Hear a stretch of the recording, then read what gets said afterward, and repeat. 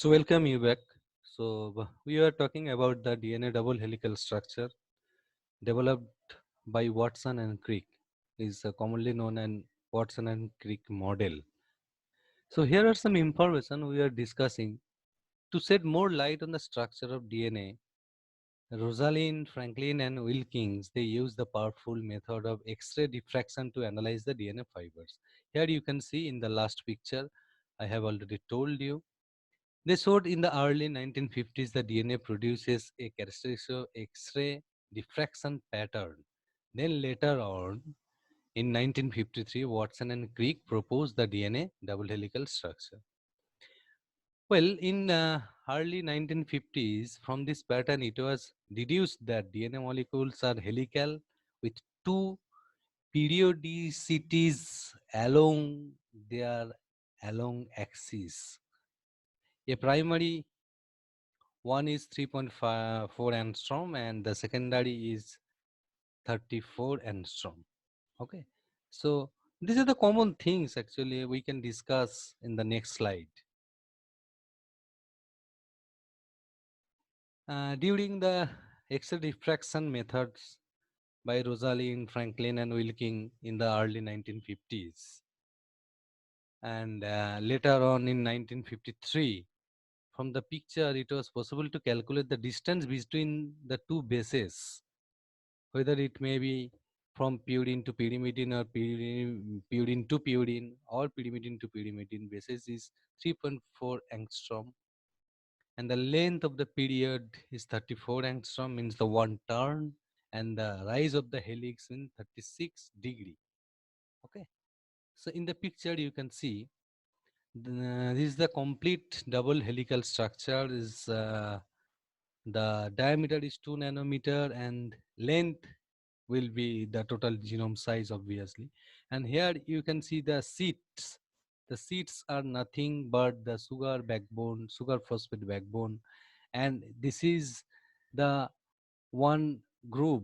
This is the major group, one group, and its distance is 3.4 nanometer, and between two bases the distance is 0.34 nanometer. You can convert into angstrom also, and this is the crystallography structure.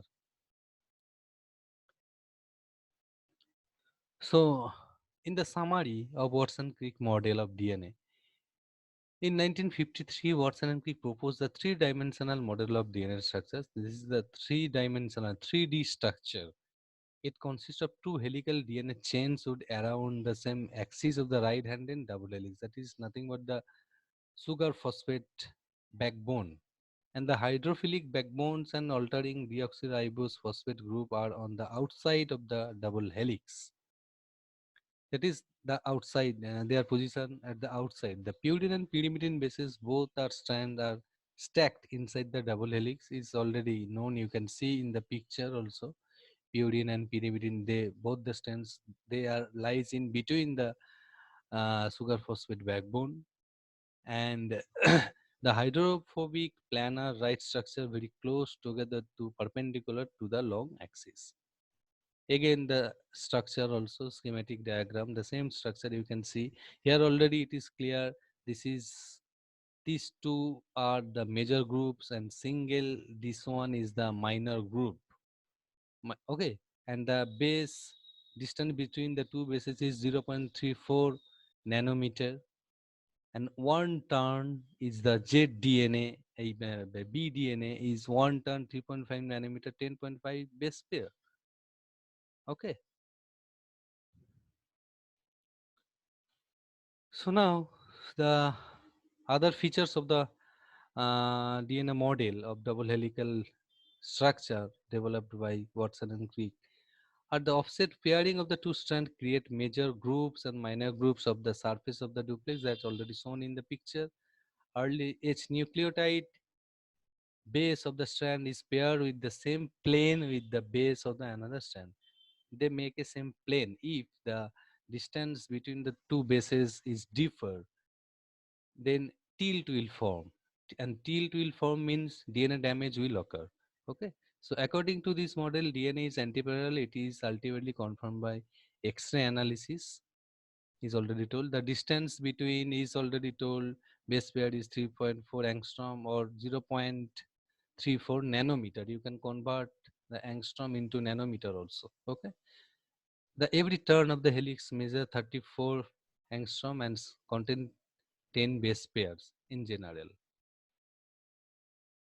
And these are the common things about the nitrogen bases. To the alloys, A alloys pairs with T, two hydrogen bonds means AT in between two hydrogen bonds, and G alloys with C, three hydrogen bonds, GC bonds. Here, hence, two strands are complementary to each other because the specificity of base pairing of amount of purine is equal to the amount of pyrimidine. So AT here we along with two hydrogen bonds, and GC is here is three hydrogen bonds. This is called Chargaff rule of base equivalence. These things, because the specificity in base pairing, the amount of purine and purines is equal to the amount of pyrimidine, should be same. This is called the Chargaff rule. Chargaff rule is very important. Okay, Chargaff rule. The DNA double helix is held together by two forces, hydrogen bonding between the complementary base pairs and base stacking interactions. These two forces give the stability of the DNA double helix. These two forces, hydrogen bonding and the base pair stacking interaction. So these two forces are mainly important to make the DNA in stable form.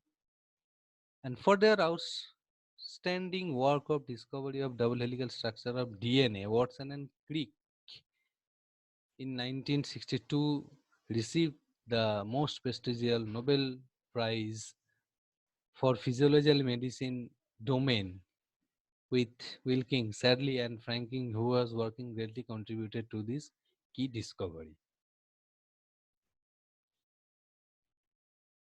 And the discovery of structure of DNA and Watson Crick was 1953. This is important for MCQ, and it was a momentous event in the science because nowadays in the field of biotechnology we are working with DNA.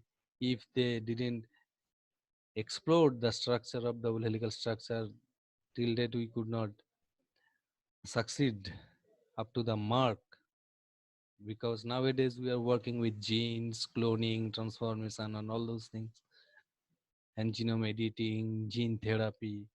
So this was a momentous event in the science by discovering the DNA double helical structure, and the event gave rise to entirely new discipline and influenced the courage of many established ones. Our precise understanding of the storage and utilization cell genetic information is based on their made up possibility in this discovery. So I think this much is sufficient for your DNA double helical structure. You just watch it the video repeatedly, and if you have any doubt, you can talk to me for clarification. Okay, guys, thank you very